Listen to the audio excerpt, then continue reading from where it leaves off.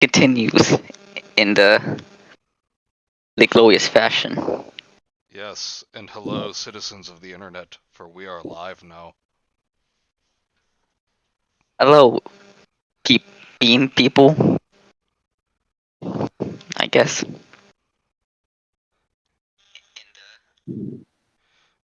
Oh, good, and the second it took me to turn down the volume, we heard your voice instead of mine.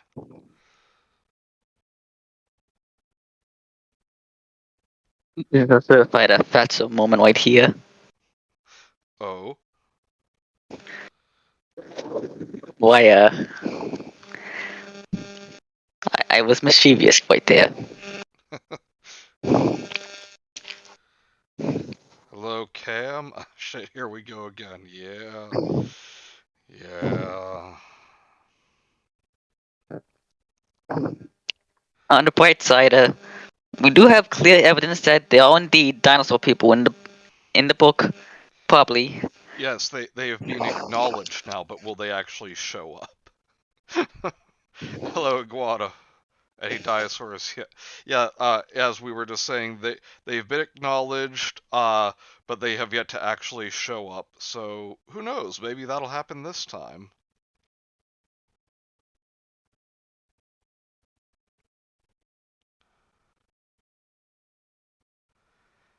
And just getting the link out to two more people here.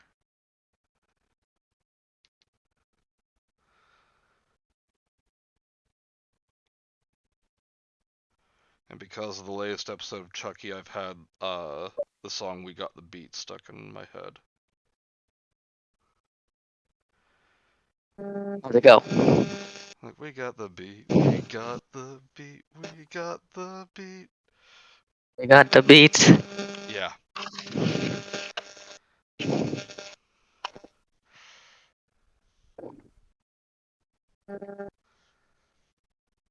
It's like a TMNT knockoff. Yeah, you're not wrong. Alright, so the link is out to many people now. I mean, well, many by the standards of my channel. We're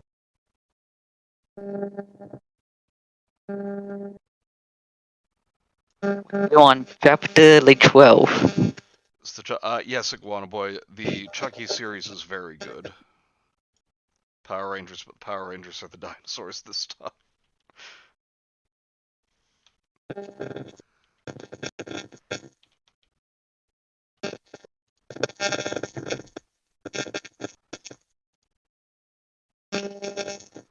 Karate Action Dinosaur Commandos. Original idea, do not steal.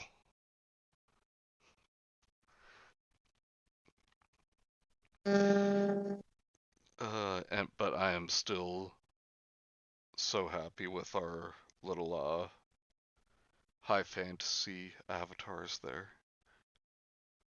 And they enter giant robot humans. Oh no, no robot. They just go into humans. Oh god, what the hell was that? Oh, did something go in your ear too? I wish it was my ear. Hello, apostrophe music. How's it going? I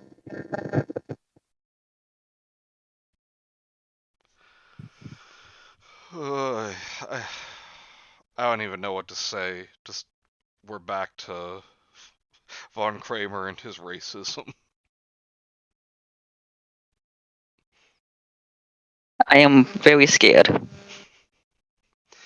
And last time he was with a very racist depiction of a Japanese man and the very racist depiction of a Mongol.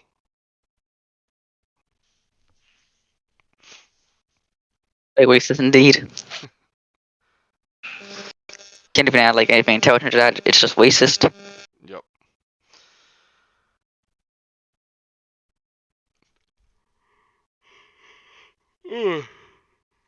Excuse me. Hmm. Oh, I'm very hungry all of a sudden. I'm sorry, Raptor. I gotta go. You'll have to read it on your own. Bye.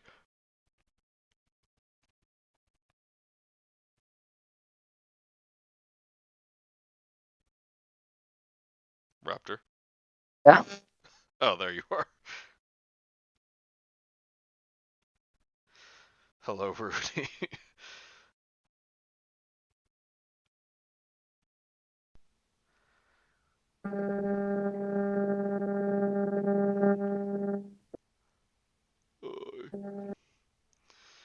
So, should we just get started?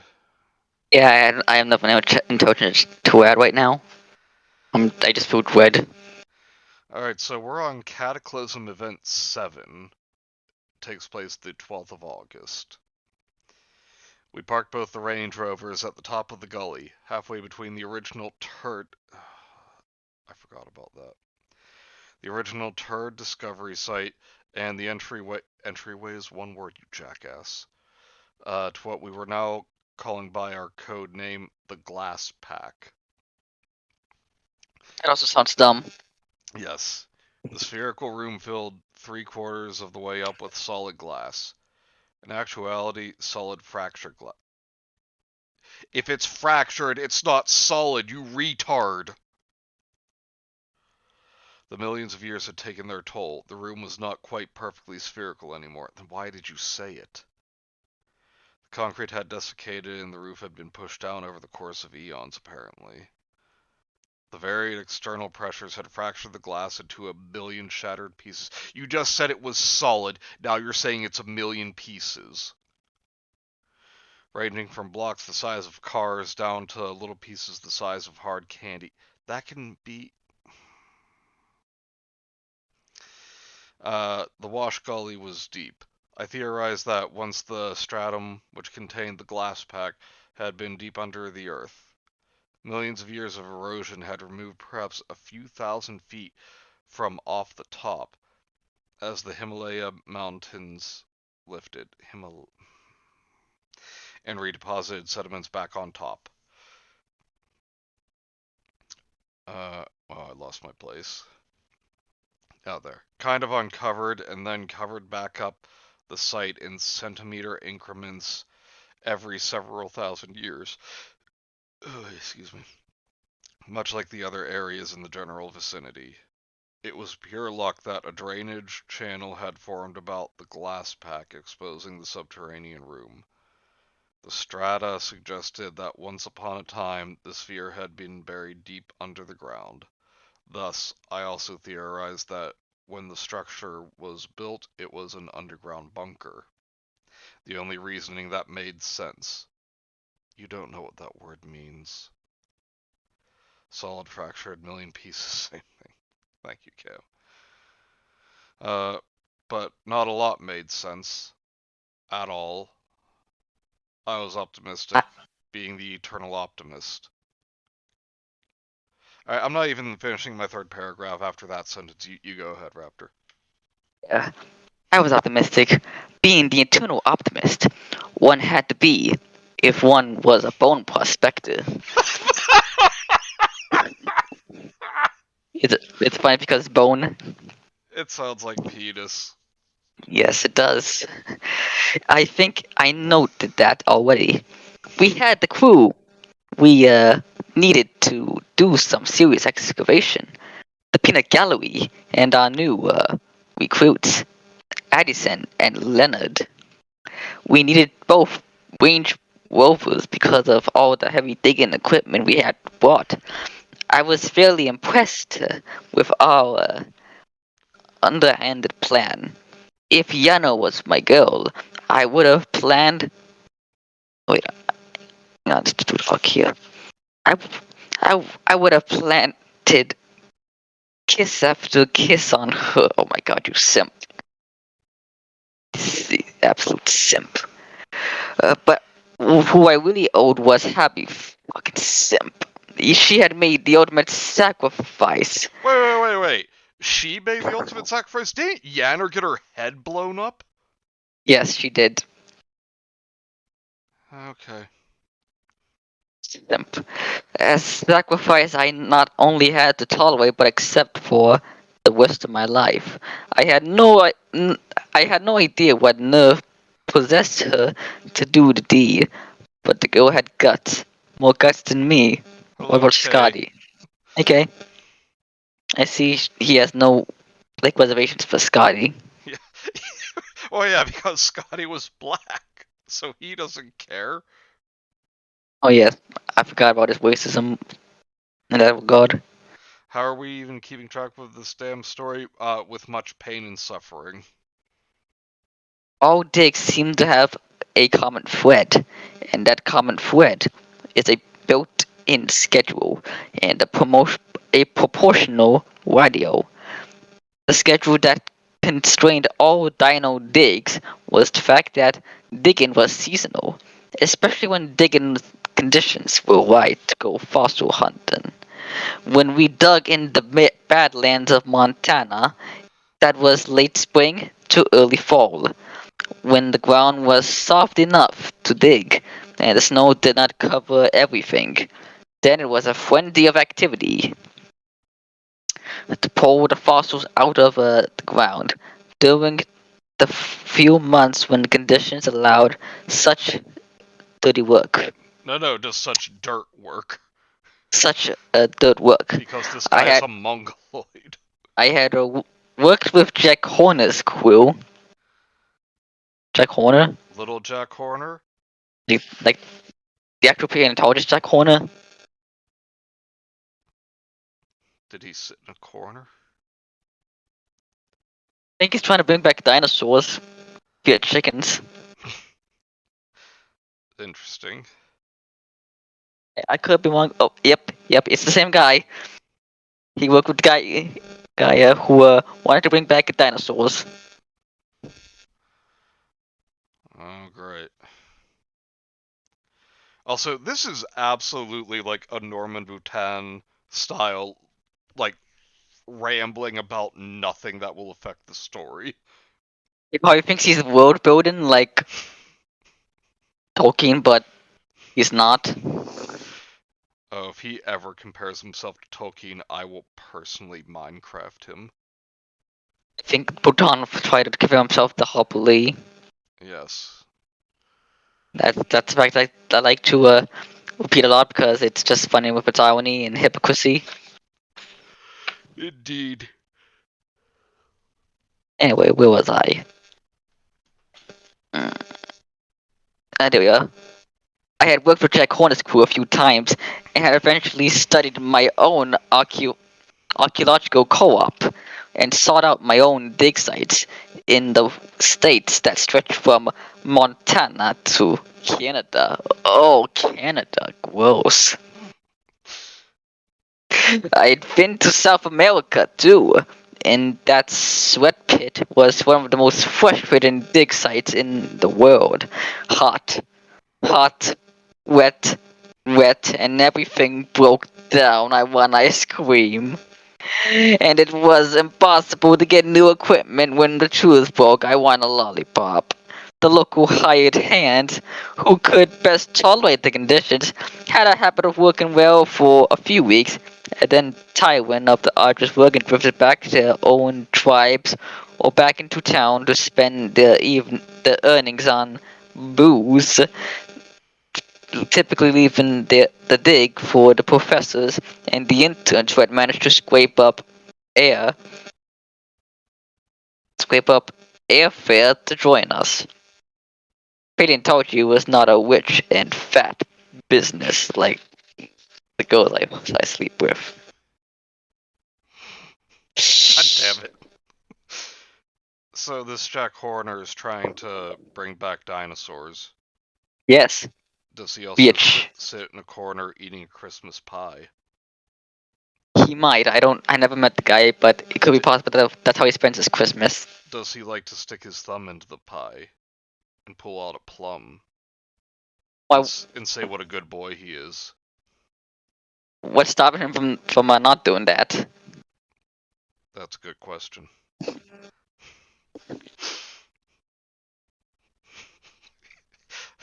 I'm just trying to distract us by, like, harkening back to nursery rhymes.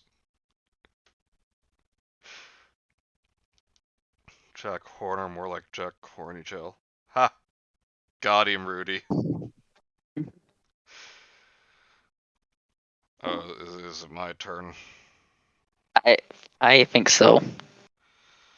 Alright.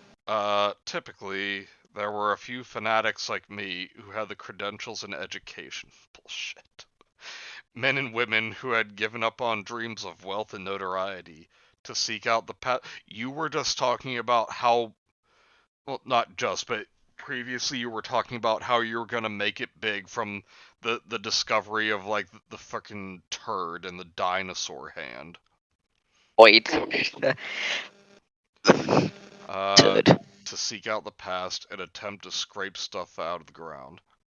I'd always wanted to work in Africa, especially in Ethiopia, just not with the people, where crews were pulling ancient humanoid bits out of the waste. But I had the misfortune to succumb to a bout of mosquito-borne malaria.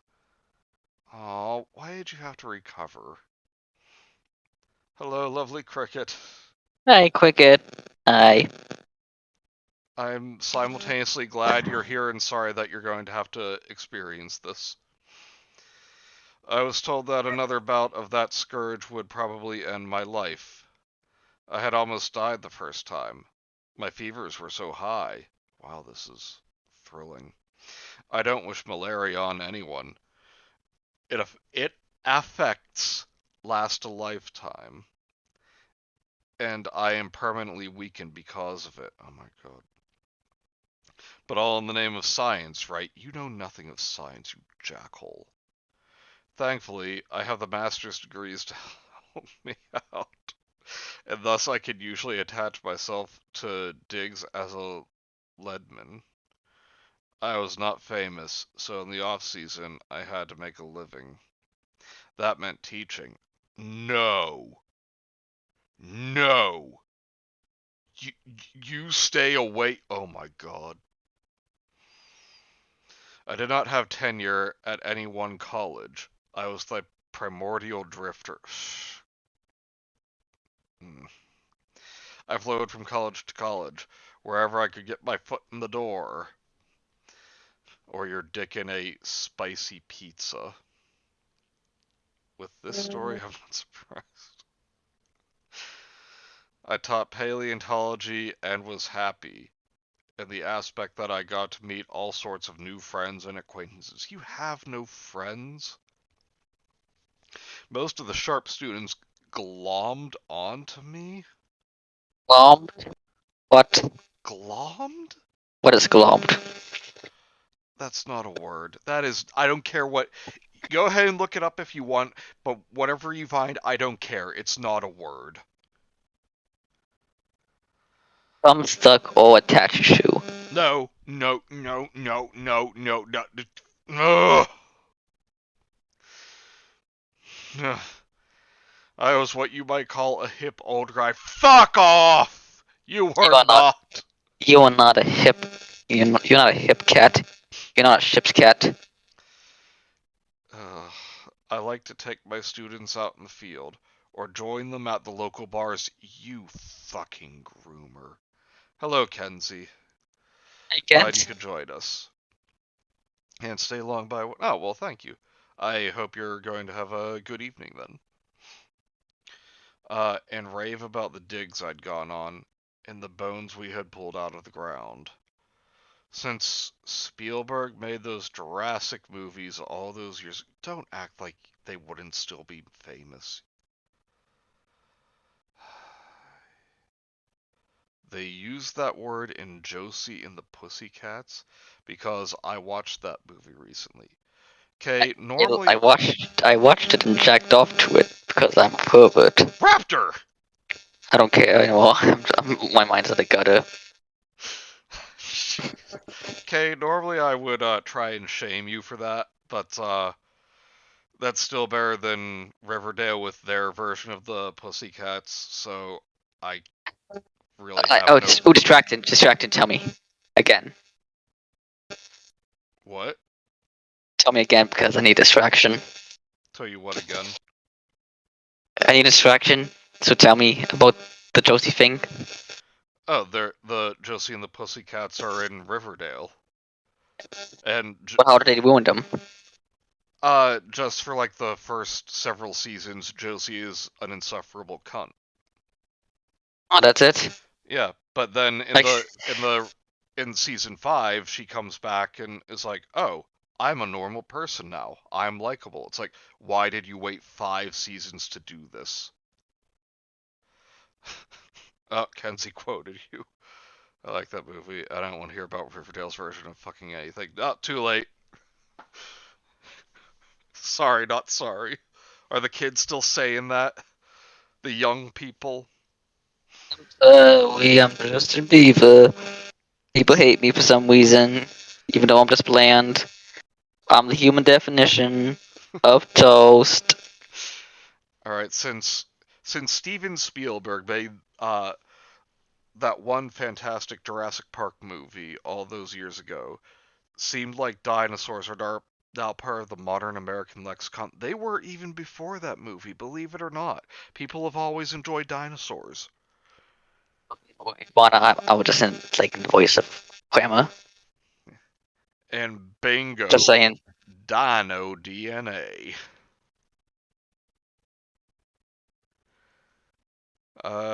And were always popular amongst the youth. I had fallen in love with dinosaurs. Why is it always capitalized? Uh, Dinosaurs are like a species, I think. as a well, so I don't capitalize when I say like skunks or raccoons. Uh, though it was movies like The Land That Time Forgot and Ray Harryhausen animated clay models that had caught my eye. By the time spring quarter rolled around and I had formalized my summer dig sabbatical, I typically had a new handful of young, bright minds to groom. I mean, that wanted to join me. Thus, I also put crews together and took on the arduous tasks of not only the logistics supplying my ventures, but populating the dig crew with the best hands available. For some odd biological reason, men happen to be a lot stronger than most women. I mean, yes, but why do I have a Wait, feeling that that you're what is the point of this chapter? I don't know. He's It just telling us why he likes dinosaurs so much. yeah. What This could have been like at the beginning of the story, while what he has said is true, why do I have a feeling he's going to take it in a very sexist direction? because that's how Von Graham would do things. Moving dirt was a chore that quickly lost its luster, and we moved tons and tons of it. I'm using the wrong words. No, at least you finally admit it. It was not the casual term dirt that we all use. It was rock. Then say rock, you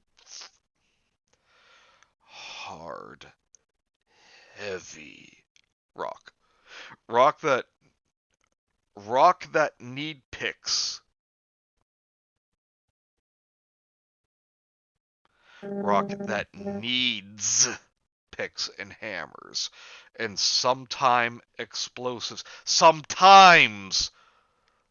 explosives to break up the monolithic slabs in order to get to the goodies hidden inside. It's a kind of surprising. I wonder what's inside.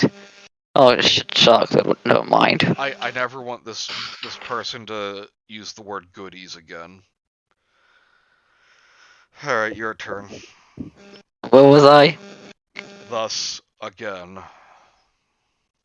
Uh, just again, I was always in search of big, muscled youth.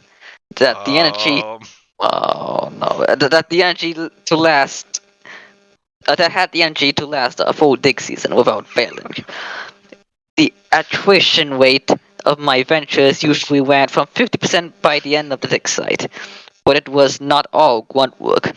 When we had found a specimen that the slow work took place, tools changed from hammers to dental tools to paintbrushes to get the fossils intact. One needed the patient tack of fossils out intact. One needed the patience of the Chinese. Raptor! I just, I can't. It says Kronos. Oh, oh, I just thought that said Chinese for a minute. I wouldn't be surprised. K One that says, needed. K says, rock need pick, rock need move, me move rock.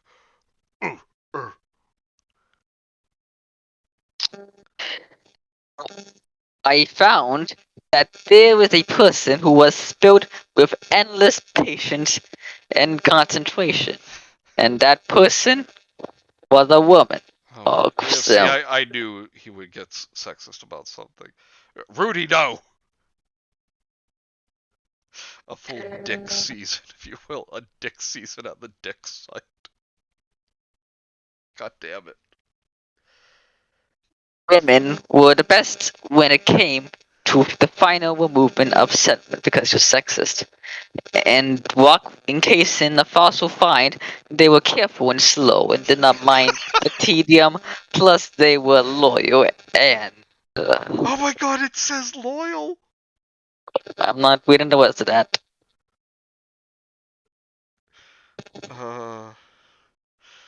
Oh, come on.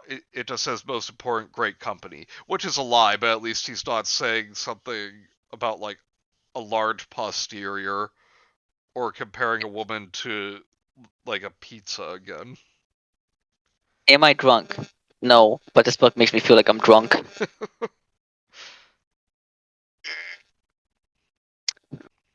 Okay. A crew full of men needed to self-destruct after a while, but if there were women on the crew, well, the men tended to stay and act polite instead of gruff and cockish. Therein Whoa. was Hold the on, standard Rapture. wish. Hold What? on. We need to wait for the entire fucking website to stop shaking. It's being bombarded by insanely high levels of simping.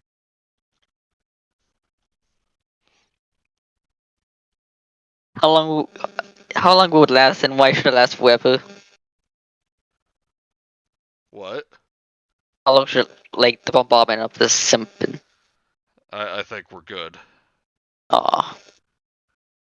Unfortunately, there are never enough women to balance the mostly male crew. I don't know why I went, but seeing male in a non-scientific context makes me feel weird. That's like such an incel move, which is not surprising. Which sometimes also leads to problems. The ratio I had found over the years was 3-to-1 ratio of male paleontological interns to female interns. And every once in a while, a married couple, which seemed never to be a problem. With what this ratio meant was that girls were a commodity. Not, A commodity? girls were a commodity, and they knew it. And one is in the middle of bumfuck nowhere. No, and when one is in the middle of bumfuck nowhere, well, Oh my god. Okay, at this point, nature he's just always took his course. Oh fuck. he's just abandoned the racism and gone for the sexism. A change. I was gonna say a pleasant change, but no, it's not pleasant. I had gone to many weddings that had begun on my digs. My venture companies had also been almost been sued a few times for sexual harassment. What a surprise. I had never harassed anyone ever, but strange things happens to people's minds on dig crews. I doubt that. Not the harassment part, but the unit harassment thing. Clamor. Leadman or whatever you are. We haven't even been reading for half an hour, and this is already so painful. I had no way with that. There was always a hierarchy that develops people who think they are the favorite or more entitled. There is always the eventual grumbler. Sometimes it is a man, sometimes it is a woman. It was the women you had to watch out for. Oh my god. Yes, Iguana Boy, he those really did just say that in so many words. those were the early days, years when I was less careful and more free spirited. Thus, I developed a vetting process to make sure that I did not have or had a few problems as possible on my dig co-ops.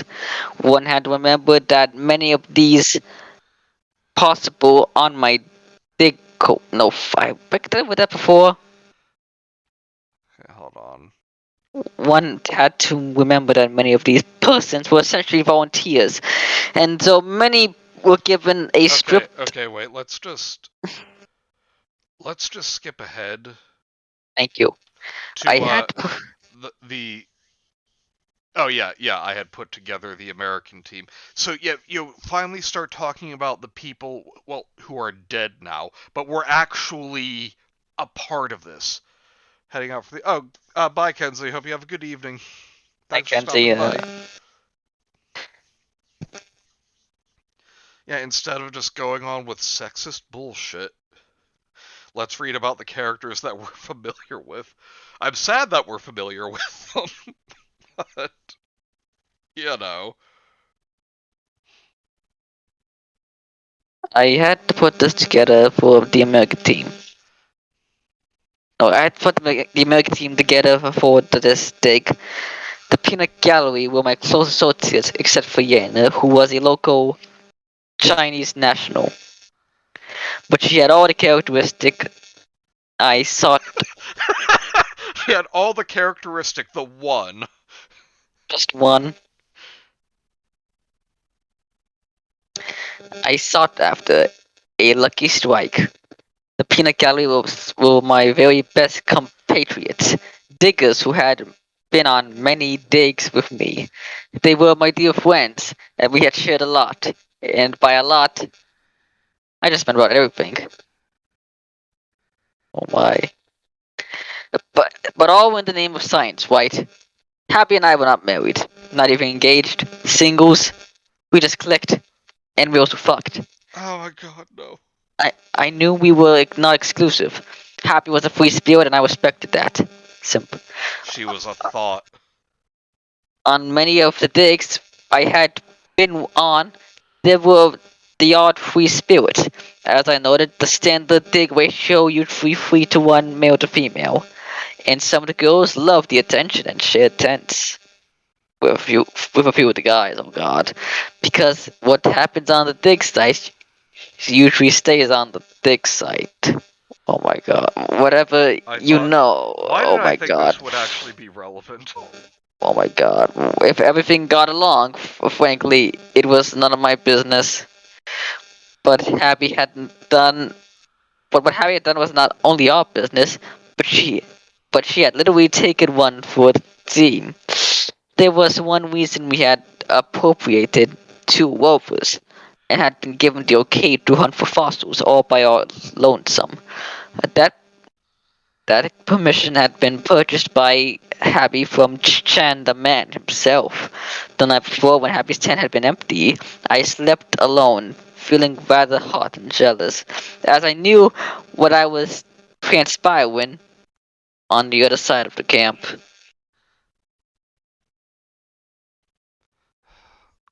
Oh no, Lucy's hurt. I'm sorry, Kay, is she alright?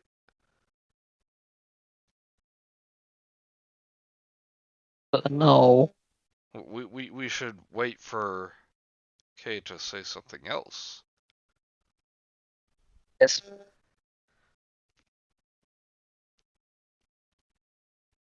Is this story just turning into Taken by the T-Rex? It's turning into Theodore Rex. But less fun somehow. Because that movie talked about some weird racial stuff, right? Yeah. The dinosaurs were second class citizens. Alright, I'll stop. I'll stop delaying. The next morning, a happy and whistling Chan sat down next to Habby at the breakfast table, noted that this was mid-season, and we did all deserve a little personal time, a week off. The week off that was coming up anyway, but had been pushed forward due to Habby's personal request. Oh my god. She's literally a hoe. I was not the only bent man on the peanut gallery team. Scotty was a bit bent too? What? Yana had helped in her own personal way also. Turns out a young man on the Chinese team was responsible for storing and inventorying the digging equipment. We had 2 rovers full of backup digging equipment thanks to Yanner. Turns out women on a dig crew have the most valuable equipment of them all. What was the point? What was the point? To say that you can get women, that you can get things on your job by having the females sleep with the higher ups. I hate this book even more now. I hate everything about it. Yep. Aw, he hurt his paw. Poor Lucifer. Poor Lucy. I hope his paw is okay. Alright, and then there's another dinosaur person sketch that has nothing to do with what was just discussed. All Alright, you Dino Man, I want to see, I want to see you so I can make fun of you. we're nearly halfway through this book and there are still no dinosaurs. He's resting in his straw nest and he did eat a full plate of food. Oh, good. I was gonna watch him closely. Good, good. I hope he's okay. Gotta go learn some Italian and then head to sleep. Good night, Rudes. Hi Woody, I'll Goodbye. sleep type. Yes, thank you. We will need it. Alright, section 13, the sale, August 26th. Who gives a shit about the rest? I told Mr. Xing my tale through occasional tears. Oh, fuck off. As if you care about anything. What I found most amazing was that he believed me. Well, most of it. What I had come to understand through our interpreted conversations was that Mr. Erhan Jing had no formal education.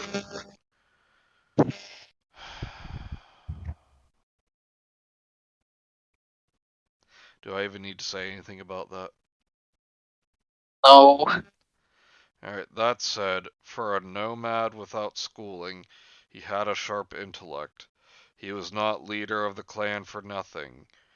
He also seemed to know value when he heard it, and the last part of my tale intrigued him to an extent that I wondered if he might not also be a secret paleontologist at heart, or if he had been born in a modern city, if he would have grown up to be a scientist himself, or at least captain of industry. My host, Erhan, was shrewd and crafty. Mr. Xing held the power. He allotted the clan's resources. Erhan had made the decisions, where the clan would go, which tribes they would visit, at what time of year, which groups they would trade with, who was eligible for marriage, which women might be offered as homage to the other nomadic clans that traipsed the southern Gobi. You're whoring them out. Hello, Mike. You've missed a lot of sexism. I'm not joking. Which routes they would take based upon the natural clues he could glean from the environment and the magic prophecies laden in the bones he rolled in his tent alone. When the moon was full, Mr. Sheng was also superstitious. The culture that he had grown up in had left its mark on his deep-seated beliefs. This I could feel, given the nature of our conversations and exchanges, patiently translated by Takashi.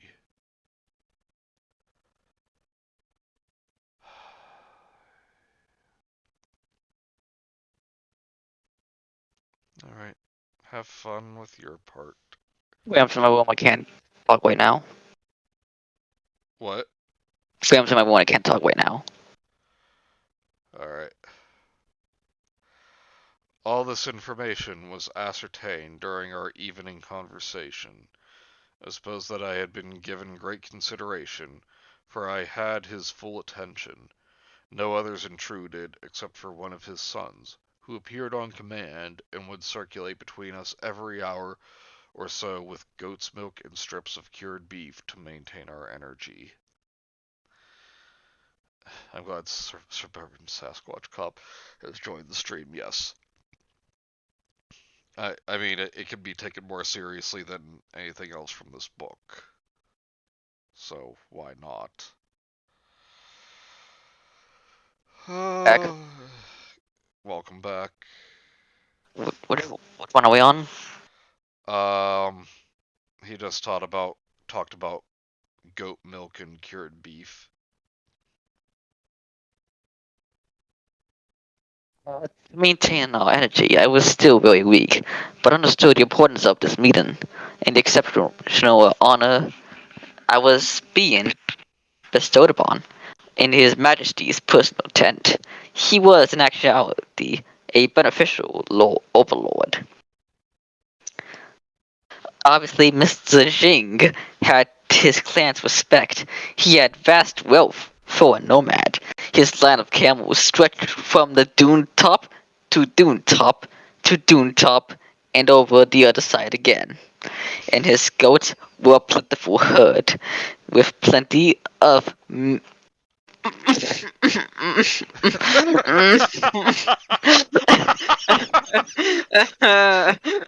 you keep getting all the worst parts. Plenty of milk. Plenty of milking mamas. I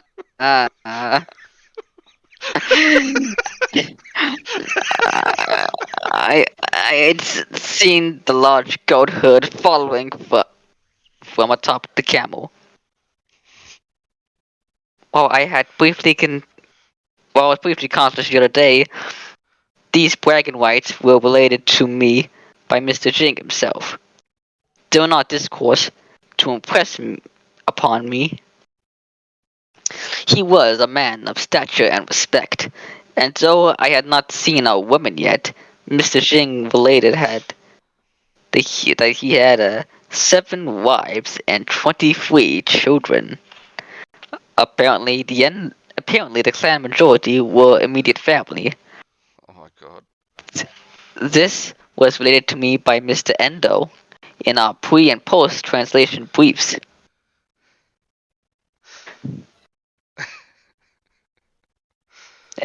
This informative snippet he would give to me before and after our translations, so I had a better idea of who I was dealing with. Takashi was educating me sentence by sentence, for he understood what was at stake. He had been embedded in the tribe for some 6 months and was still treated as an outsider, tolerated because of the gifts bestowed upon Ohan by his NHK production company and the Russian go-betweens. Turn the page. Yes, Russian go-betweens. Mr. Jing spoke Russian. As much of his time was spent on the other side of the Gobi, in Mongolia, and that semi-autonomous country. And that semi-autonomous country had been a Soviet buffer state between China and Russia for decades. Unfortunately, neither Takashi or I spoke Russian. A trader must speak many languages if he was to be of service to his family and consultants. So, in our ramblings and entertainment, I discovered that the nomad chief not only spoke his own Mongolian dialects, of which there were several local dialects that were used about the Gobi Desert and the Mongolian plains, but he also spoke fluent Russian and 4 dialects of Chinese: Jin, Mandarin, Gan, Cantonese, some dozen or so languages. Wow. Jing would have made a hell of a linguistics professor. He was immediate and an immediate and impressive master of verbal communications.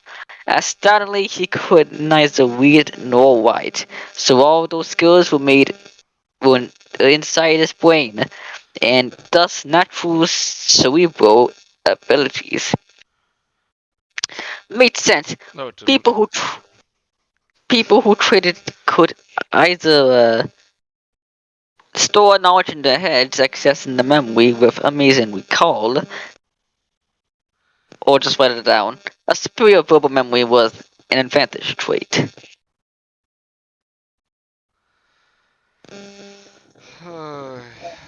Apparently, Xing had decided to master Japanese too, for I had noticed that after a while Xing would add Japanese words to the sentences he wanted Mr. Endo to translate. When I spoke, he listened to my words with great focus. He was studying me, as well as being entertained by my story. My story was now over. The tale had pleased him very much. Oh my.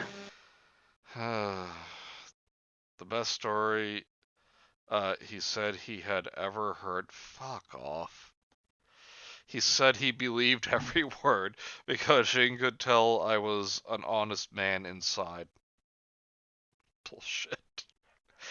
That he was sure of, and that the evening had been well worth the cost and effort on his part. I had Not piqued Mr. Thing. It was not. I had piqued his curiosity. Now he wanted something from me. Uh, what he wanted, though, I was trying to understand, but our go-between was having trouble, as usual, getting our respective points and wishes across the language barrier. I was beginning to get the gist of his Urhan's explanations. Resources were scarce out in the desert. What was truly valuable were your wits and the animals that helped you survive. That meant a lot of traveling to feed the stocks. He had been back and forth across his world all his life and had visited and met many cultures, and this was the 21st century. Thus, no nomadic tribe escaped the influences which the modern world exerted. Though his clan were one of the last true nomadic caravans, Mr. Jing had a longing and desire to acquire the technology that sometimes crossed his path.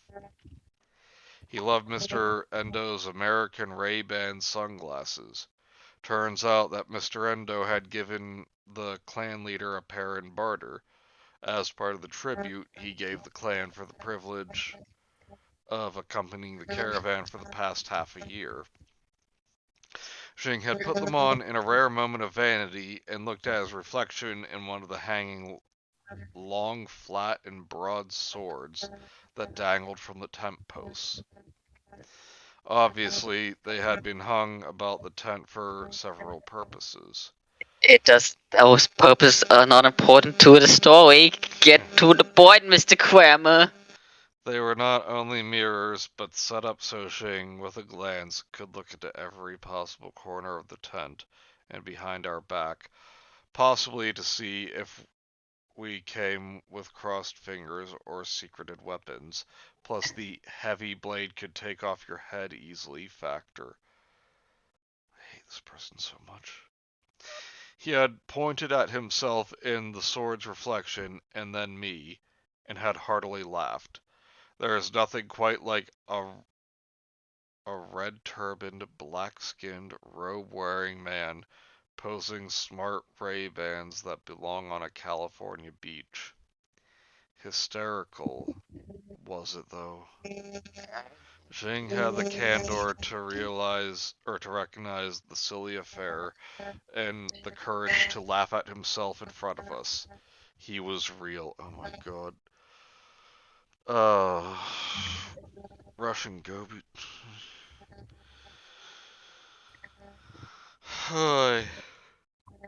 Uh, this is getting painful to read. It is.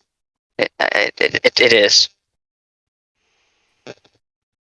Mr. Takashi Endo was quite remarkable.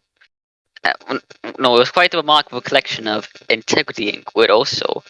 The Japanese television was not like, why are we talking about Japanese television in a book called Curse of the Dinosaurs? Why is this all important Okay, to you and fucking nomad peoples?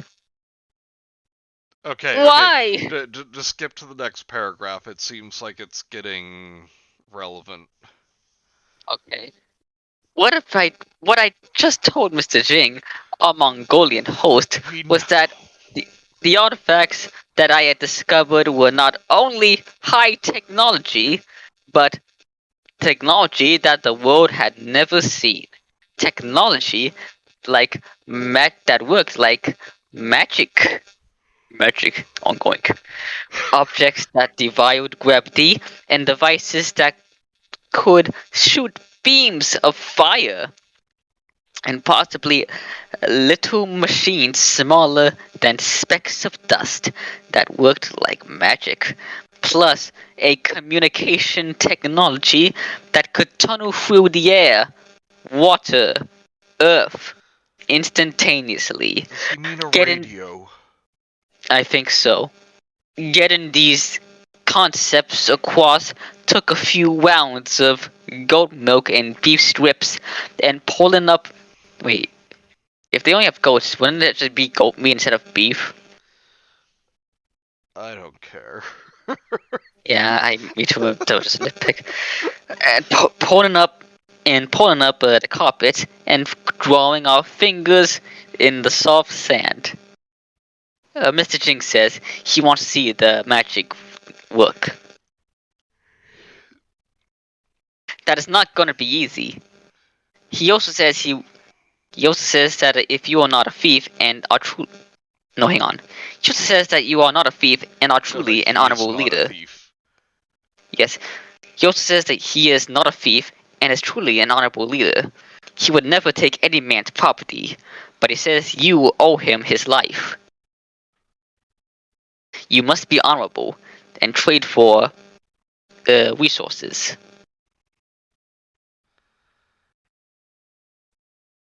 Hang on.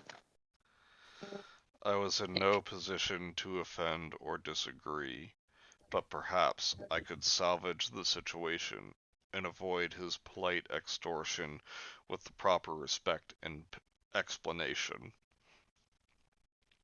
Please tell a host that what I give is in my pack. No, no, hang on, read that wrong. Sorry. Please tell a host that what I have in my pack is very dangerous, and that I am trying to get those old tools to my people, so they can understand them, how they work, and so we can use them to help and protect the world people. Jing's face was mostly stone until the end of Takashi's translation. Then our overlord made an expression that must have been unique to his culture. No, for I did not What? understand his facial spasms. Because you're probably autistic. Xing spoke slow and emitted a tone I had never heard come out of the leader's face. Well, I mean, you've known him for a day. Takashi seemed a little taken aback. He knew. I could read the reporter's face. Hang on. Wait, can I do this guy's voice since there's only two characters talking? Okay. Mr. Xing say that he understands and want to protect his people first. He also now informs us that he has looked in your pack and knows what you carry. He say take out and put on carpet in front of him. I still had my pack on. It had never left my person. I now took the opportunity to remove the pack I had been wearing for days, as it became a part of my person. Oh wait. Sorry. It still felt heavy. It like nothing had changed. Might go to unforgivable jail. Mr. Xing wants you to remove Big Gun. He wants to see if really can shoot fire. He says gun would be a great tool for his tribe. Make fire, protect his animals, wives, daughters. Okay. It was going to be difficult, and the beam projector seemed not to be working. anymore or had worked. The last time I tried it, a plasma energy weapon required a lot of power, and only so much power could be stored in that small space, even given the amazing technology incorporated into that weapon. The servitor had stated that the equipment was replenishable and a self-repairing fuel unit, but my understanding was that just accounted for the actual mass. The stuff was almost atomic in nature. I had no idea if the reparation systems might also recharge the device. However, it had been nearly a week since I had last used the device. I had seen so much impossible technology that perhaps the beam projector might function again. But I was what what Seaton Reticent. reticent to show this man, no matter how kind he had been to me, how to operate the device, though I am sure by trial and error he would figure it out eventually, and if he did not kill himself, someone else in the attempt. Zhang made an understandable gesture at me and spoke to Endo. The gesture was easy to read. It intimated pulling the zipper on my pack. Thus, what our host wanted was the pack's contents. Mr. Endo translated Jing's last words. He say, see he not thief, he honorable man. Not just take your property. He want you give it him because respect. He does not take, he is traitor. He say Really all... get stomach ulcers from the story. What? It's really get stomach ulcers from the story. Yeah. I think I'm getting ulcers right now. Yep. Drink some milk. I just have coffee. Nice. He say all good men know debt and honor their debts. Gianni, freely. Say when man is fair, then life good for all person do trading. I need to specify I am not making this up. I am not making a joke. This is the line as it is written. Wise words for a barbarian. I was wrong. Zheng was not a barbarian. He was a smooth businessman. Also, a nice guy. I could also tell he had a fierce side too. He almost never lost the stone face. The face he continually showed, the stone resolve, proving that he was the top dog and hard. Hard, but fair. They have Fallout laser guns now. No, they have dinosaur laser guns, Cam. Some goat milk and smoked beef strips should clear those ulcers right up. God damn it. You story very... Oh, do you want to be Shing?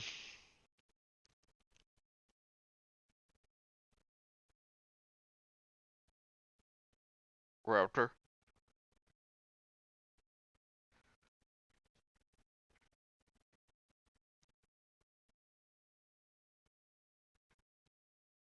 Raptor, are you there?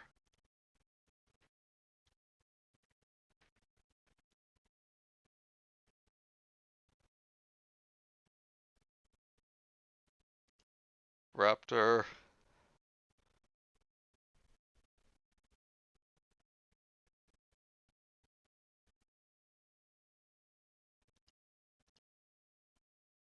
Oh, he's muted. Alright, then I guess I'm Shing. You story very interest me, said Shing in... Oh, said Jing in American, almost making me flip over. Ha! Cameron says, Rip Tour?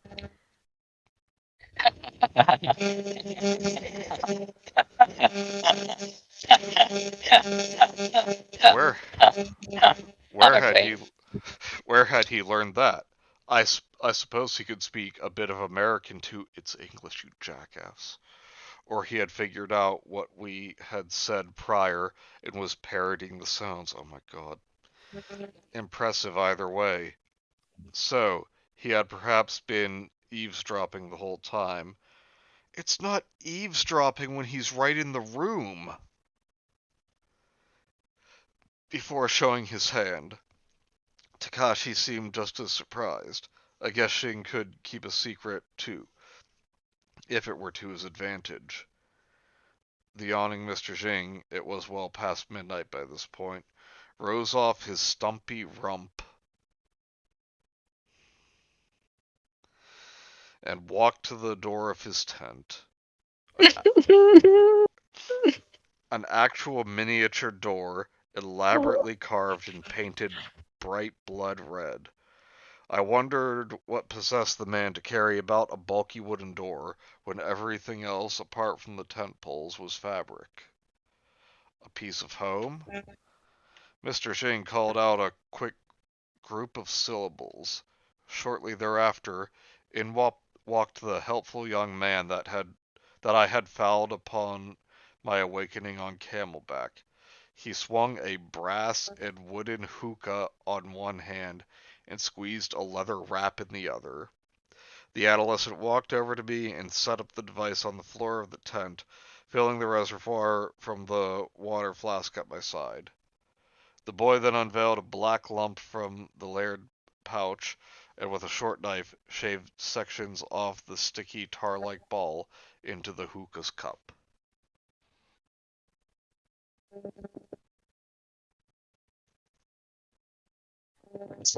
Mr. Jing smiled up a brown and yellow missing many-toothed grin from the recesses of his jerkin.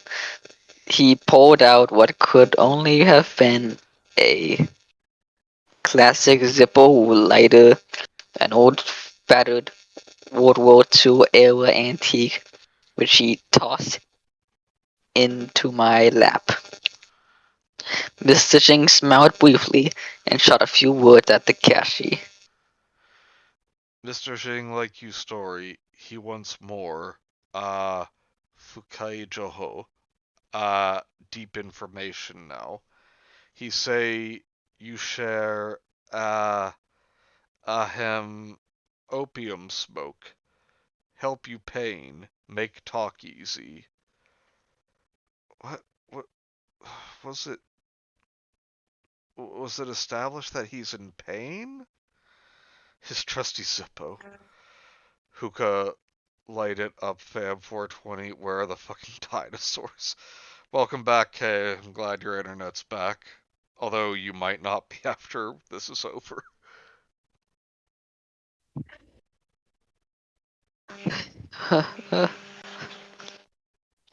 I attempted to pick up the lighter with my broken hand, put my wrist, but my wrist was too swollen.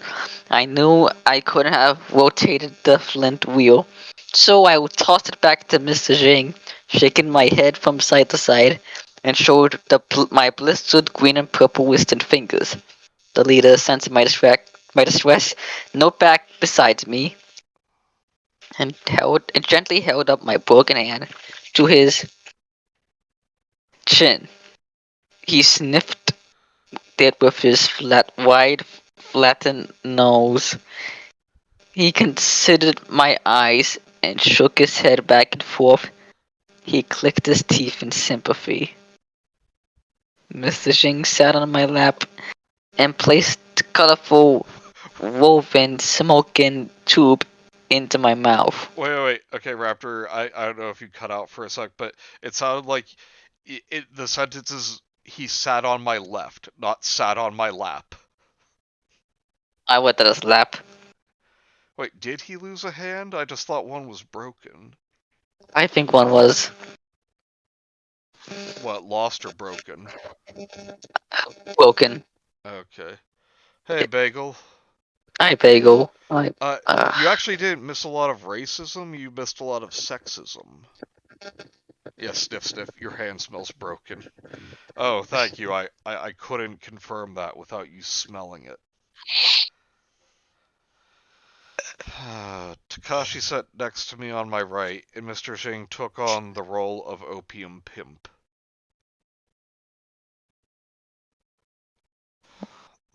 The role of opium pimp. Jesus Christ. Both also put the business end of the hookah into their mouths. This sounds so rude. As well. Mr. Xing, obviously proud of his Zippo, flashed it once again in my direction, and with that sound, unique only to Zippo lighters, flicked the top with a sharp cling click. Yet we know. The mass of shavings took fire in the center of the hefty brass bowl. The black stuff melted and bubbled, and we all sucked deeply. Ah. Ah. He lost one and broke the other. Yeah, I guess. Also, who's only a half gamer today. In a few minutes, our eyes glazed over, and the two men to my sides reclined onto their elbows. Takashi spoke first. We We are are. both Oh, sorry, I forgot curious. you. We didn't both Takashi. We are both curious, sir.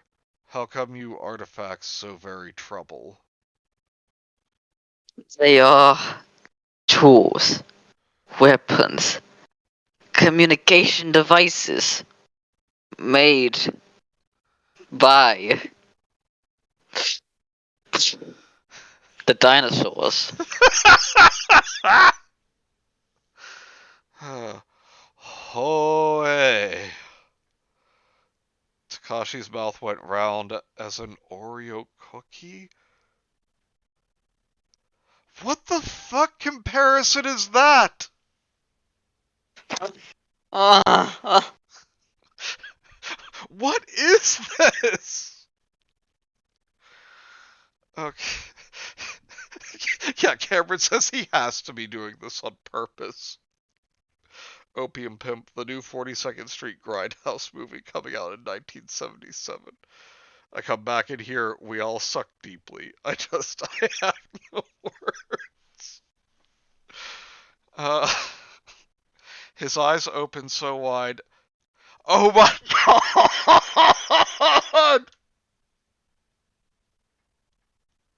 I don't know if I can read this line. Okay, actually no, let's do this. Everyone in the chat, the first half of the sentence is, his eyes open so wide. What do you think the second half of that sentence is? We'll wait a couple of minutes and let you type out your guesses.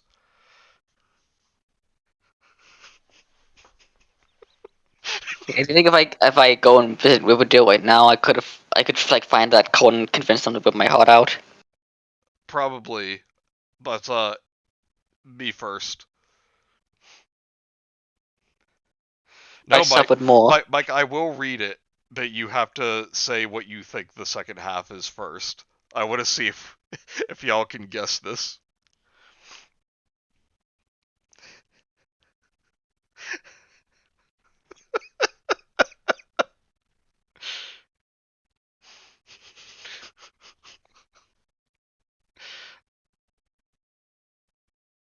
Okay, there's Mike's.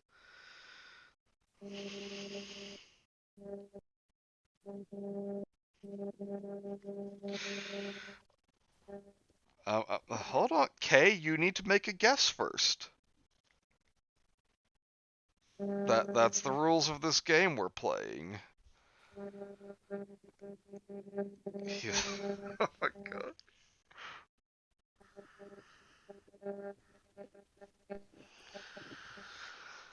And I'm totally not doing this to kill time either. No, that would be silly. Alright, yeah, you all got it. His eyes opened so wide, I'd have mistaken him for a Caucasian.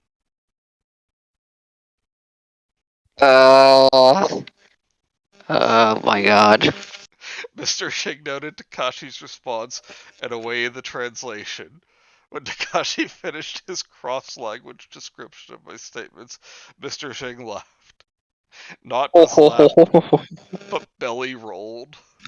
Ro, ro, ro, ro, ro, ro, ro, ro, ro, ro, ro, ro.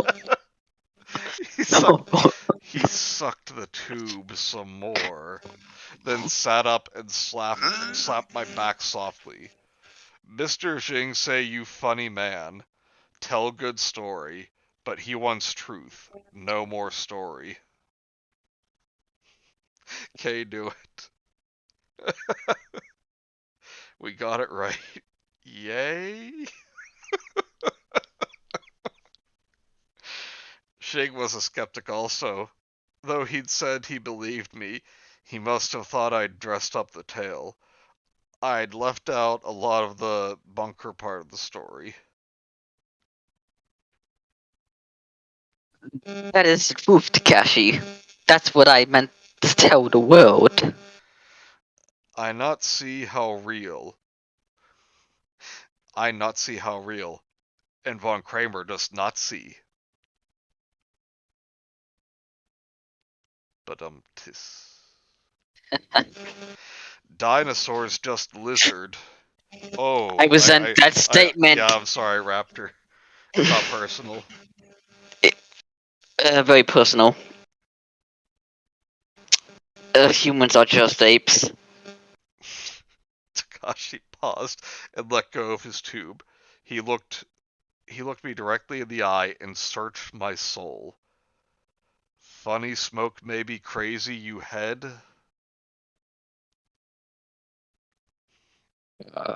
Okay, that No, was a lot. Takashi. It's the truth. The dinosaurs had a technologically advanced society at one point.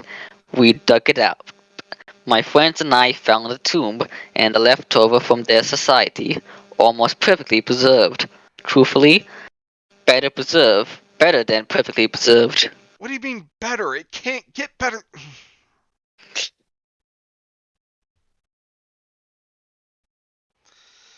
Takashi raised one of his eyebrows and turned to Mr. Jing, who was patiently contemplating both of us. After his brief on our discourse, he retorted, using sterner remarks and a grating tone. How you find? Hard believe old artifacts good after many year under Earth, especially Nabu artifact. I want know, please, and Mr. Jing, how not rot, make not to dust.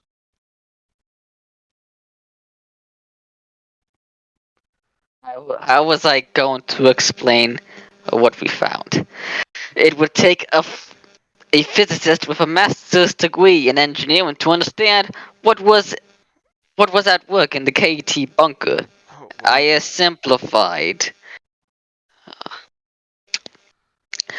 Part of what happened was a preservation event which had not been discovered by any other paleontologist to date. A project, a preservation catastrophe that not even the dinosaurs had considered. It was a freak event, I'm guessing. A set of proceedings that froze the site in time. We can only speculate what transpired, but after examining the faculty, what my friends and I had discussed seemed to be the only logical explanation for the first preservation event. What explanation? The site was nuked, Takashi. What? Bomb like Hiroshima? Why Chinese atomic bomb desert? Test? Oh, no, Takashi. Not the Chinese. The dinosaurs. You see, the dinosaurs had the bomb. The dinosaurs nuked the site we found. 65 million years ago, there were dinosaur people. And these now extinct dinosaur peoples, what my college named Saur sapiens, dropped the bomb on themselves. Perhaps. They made nuclear war, I think. or had a spectacular event. The proof lies in the remains we uncovered. Okay. Dinosaur Society. Bottom text. The dirt made it better. Kay's just angry. Maybe the I am bunker angry as well. maybe the bunker traveled forward in time. Dinosaur time machine. Would that be crazier than this than what this already is? Wait. No. Go fuck yourself. The dinosaurs did not have nukes. Open the door, get on the floor. Everybody walk the dinosaur. Everybody walk the Saurosapien. Open the door. They get on the floor. Everyone walk the soul sapien. I hate it here. Yeah, now you know how I feel. I don't understand. How you know bomb? We're not sure at first. It was only after we uncovered the site that we drew the conclusion. You must tell us. Your story is now unbelievable. I'll tell you the whole thing, but I can do better than that. Why don't you get your video camera out? Might be I might not be able to tell it. I don't feel so good, Takashi. It will take some time. Do you have time tonight? I looked in the direction of the statuesque Mr. Xing. He translated to Mr. Xing. Mr. Xing took the pipe end from his mouth. To say the pipe, god damn! And nodded his head up and down. I nudged him with my knee. Have fun with this line! Sorry, buddy. You have to reach into my pants for the good. Oh my god, it gets worse! I'm sorry, but under my balls there was a camcorder chip. Play it. You got a Sony, right? And quarter. Oh my god, this is the response. Yes, sir. I am Japanese. Yes, only Sony. Best equipment. Oh my god. And of course, the Japanese guy just has a camcorder ready to go. Now I'm confused. Nuking the bunker preserved it somehow. Apparently. Excuse me? Fucking what? Reaching fire for what? That's it. I'm in pain. Just what the fuck is this? That's fucking it. Kay's lost it. My body feels like it's in constant entropy right now. I feel my cells decaying as we speak. Okay, whoever sends me some money, I'll we'll stop reading for the night. Takashi also has a camcorder behind his balls, as all Japanese do. Takashi excused himself and jetted out of the tent. So he got in a jet. He was back in less time than it took Jing and me to draw another hookah hit.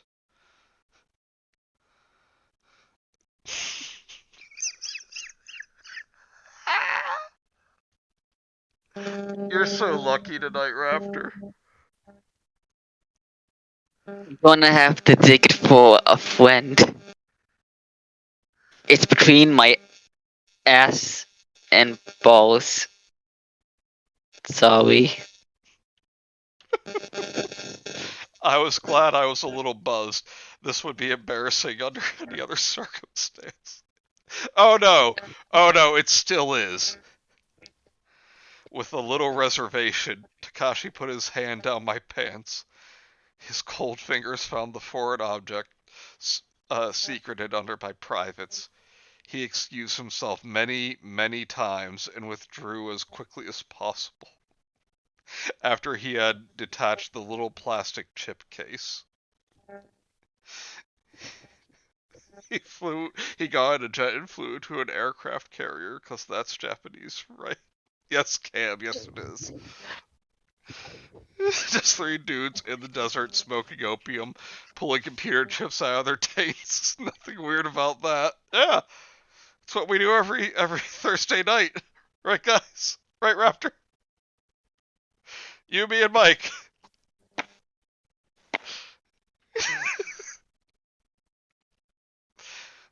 I had to shift about to reorient my shorts as the sticky tape used to secure the case had uncomfortably become entangled in my small hairs.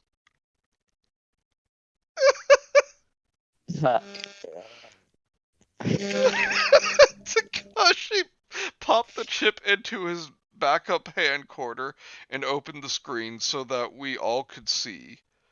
As the blue screen crackled into a clear image, I began to cry. There on the screen was my dear hobby's big round butt.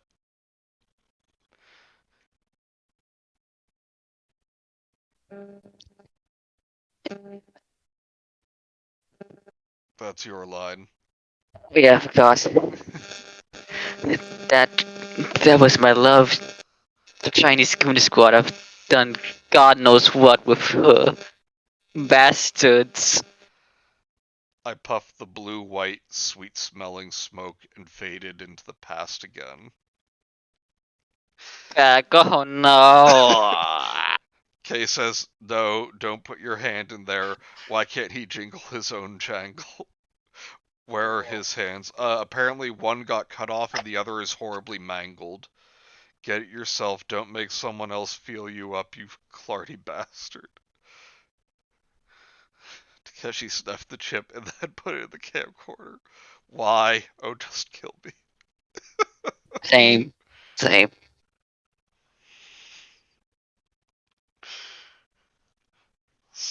So, hold on, let me check here.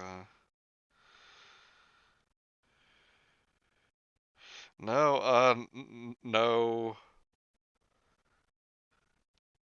No donations have been made, so we continue reading. Y'all can make it stop!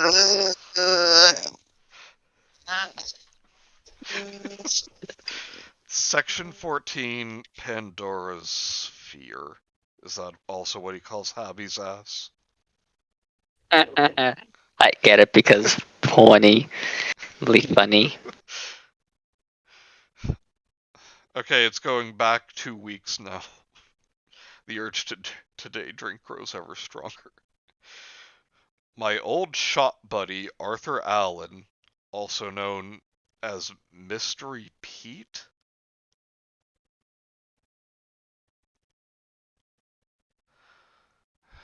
Of all the things that we've read, that has me pausing.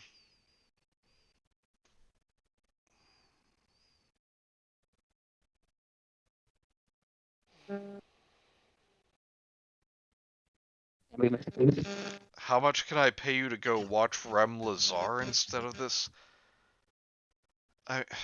Is Rem Lazar better? I would say so, yes. Well, I'm not gonna read that out loud, Kay, but yes, I agree. Watching Birdemic would be better than this. Oh, welcome back, Cricket. I'm sorry that you're hearing all of this. Mystery Pete, huh? Me too. Wait, what's Mystery Pete's real name? His real name is Arthur Allen. And I don't know, Mike. Just send me enough because I wanna order pizza. And really, all I'm just saying right now is mooch. Anyway, Arthur Allen said, "Do you want to be Mystery Pete?" It's all in the pig. I like that. That was woodshop. And it's true, if you are going to make a nice piece of furniture. Why is it going back to this event? What does that have to do with anything? I don't know. Hold on. See, this is all just the same. Like, okay, we were going on the dig. I didn't trust the Chinese guy. Um,